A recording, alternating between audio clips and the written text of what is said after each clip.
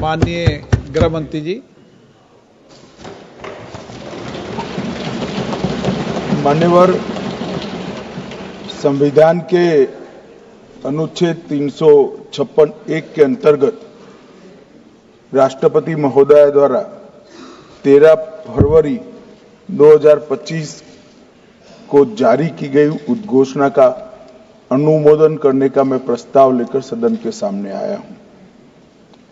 मान्यवर, हम सब जानते हैं कि हाईकोर्ट के एक फैसले के कारण मणिपुर में दो समुदायों के बीच में आरक्षण संबंधी विवाद के कारण एक जातीय हिंसा का उद्भव हुआ।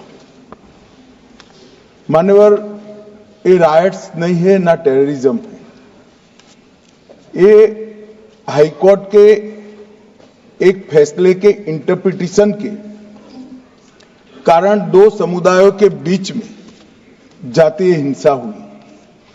सभी सदस्यों ने इस पर काफी चिंता व्यक्त की है मान्यवर, और उन्होंने कहा कि भाई तुरंत शांति हो, पुनर्वास के लिए तुरंत प्रयास किए जाएं,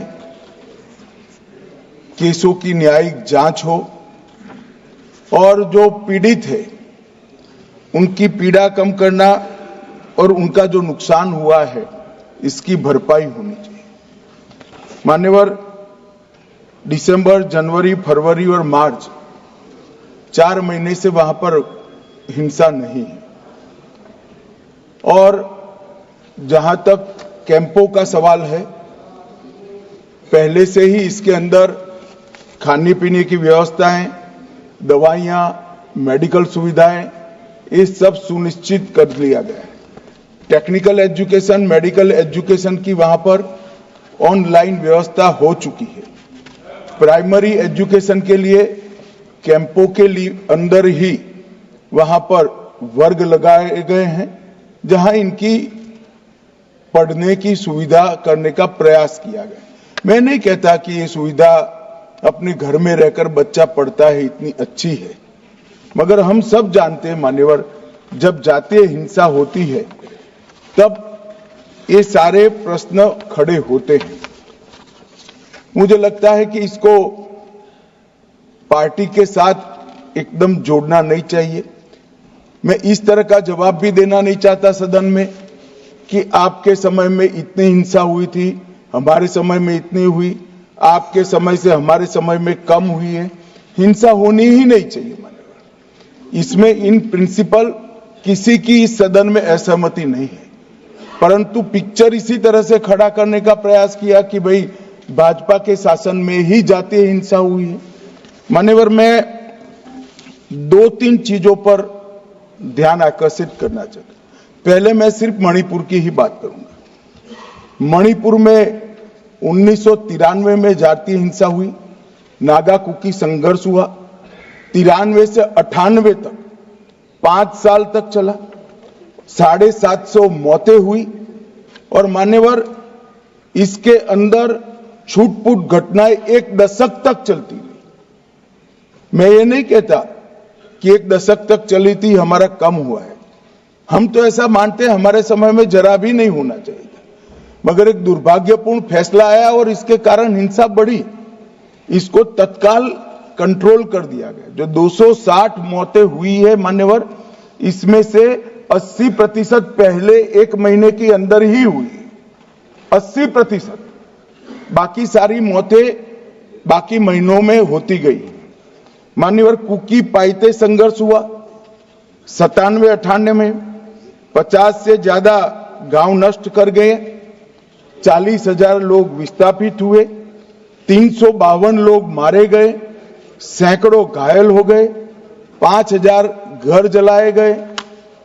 मतई पंगल संघर्ष हुआ 1993 में, उस वक्त 100 से ज्यादा मृत्यु हुई थी और 6 माह तक हिंसा चली।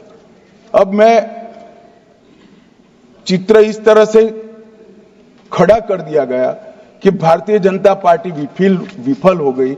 मैं इतना ही कहना चाहता हूं, ये तीनों हिंसा, बड़ी बड़ी हिंसा 10 साल, 3 साल और 6 माह और सैकड़ों मृत्यु, इससे भी ज्यादा वो इंडी अलायंस के शासन में तीनों वक्त आपके ही प्रधानमंत्री थे और उसके बाद भी नहीं गए, कोई गृह मंत्री भी नहीं गया।